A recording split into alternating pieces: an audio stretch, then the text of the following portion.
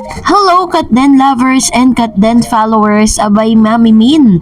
Suportado ang kindatan nitong si Miss Catherine Bernardo and Alden Richards. But before that, if you haven't subscribed yet to my YouTube channel, please don't forget to like, share, and subscribe at i-hit mo na rin ang notification bell for more showbiz updates. Bago tayo of course magpatuloy sa ating updates for today's video, nais ko pong pasalamatan kayo for always watching and trusting this channel. Thank you so much sa inyo pong panonood at pagsubaybay.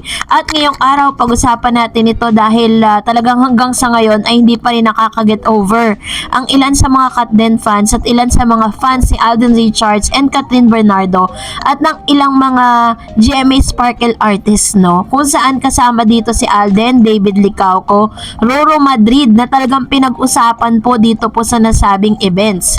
Kapuso actor and Hanks definitely step up during the much-awaited bench passion event Body of Work held on Friday night, March 21 at the Mall of Asia Arena in Pasay City.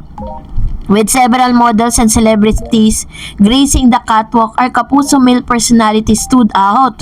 Talaga namang masasabi natin na grabe po yung pinakita nitong tatlong lalaking ito. Pero syempre, mas nangibabaw pa rin itong si Alden Richards na talaga namang pinaghandaan ng todo ito pong nasabing event na ito. Si Alden po ang nagbukas ng nasabing event.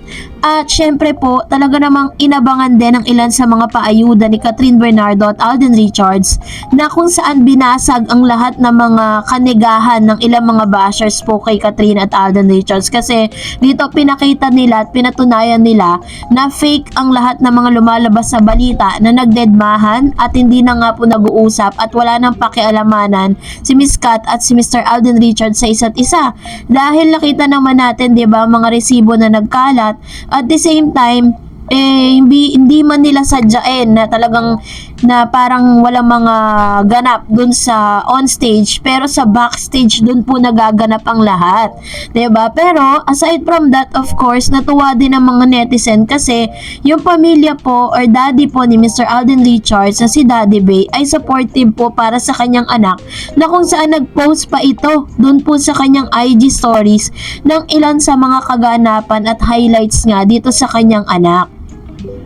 Ganon din naman ay talagang nasaktuhan din yung mga videos na ipinost si Daddy Bay sa kanyang IG kasama po si Catherine Bernardo na rumarampa with Mr. Alden Richards. Pinagkaguluhan nga si Miss Catherine Bernardo sa nasabing event na talaga namang siya po ang highlights ng nasabing gabi na yon dahil siya po yung pinaka-final walk na rumampa dito po sa catwalk ng nasabing biggest event ng bench.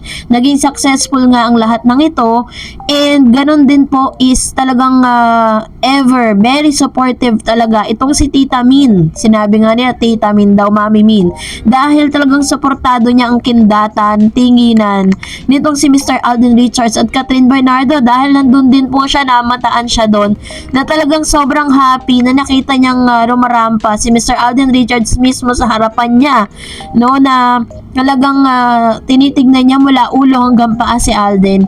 At masasabi mo talagang si Tisoy talagang bet na bet nitong si Mama Min dahil sa reaction niya nang lumabas nga itong si Mr. Alden Richards sa catwalk ng nasabing biggest event po, this event 2025. Marami naman po ang natuwa dito. Ayan, ito po yung video na yon. Ayan, sa si Mama Min. At nakita natin na talagang super supportive siya.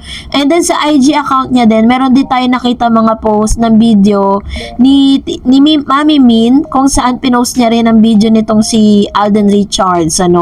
Ganito po ka-supportive ang isang Mama Min sa kanyang mother-in-law or sa kanyang sa kanyang soon-to-be son-in-law pala yun. So, syempre po, dahil po sa biggest event ito, kahit sino pwede at invited ang lahat. Hindi lang si Mama Min ang nakita doon. Nakita rin doon si OG Diaz. Ayan spotted din po siya doon. So, ibig sabihin, mag-aabang po tayo kung ano po yung mga kanigahan na sasabihin niya po patungkol kay Catherine at Alden Richards sa mga susunod na araw. So, abangan natin yan. At dahil dyan, narito naman ang ilan sa mga komento reaction po ninyo patungkol naman sa ating latest updates kung saan ito ang tuwa ang mga Katden fans. Basta babasahin natin. Unahin natin ang komento mula kay Miss Charlie Tan. Says, rason pa more, halata namang walang amor tong sikat kay Alden kasi may shota na siya.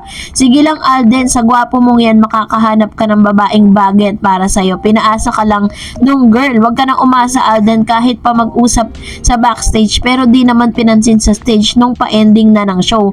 Dumikit pa naman kay Joshua, walang hanggang promo lang talaga. Ayan, so I understand you Miss Charlie Tan. Kung ano po yung pinagdadaanan nyo at kung ano po yung opinion niyo with regards to that. No, basta kami, team panatag kami. And aside from that, sabi ni Miss Dennis Limpi, nakita nyo ba yung nagsayaw si Kat kasamang SB19? Nakita nyo ba yung jacket na suot ni Kat kay Alden ang suot niya? Hinahanap ko po yan, hanapin ko nga. Sabi ni Miss Evelyn Pantas, tama kami Starets, okay po ang paliwanag mo. Ang mahalaga, pinakita at magkatabi sila, tumawak sa bewang si Alden kay Kat, kilig mo.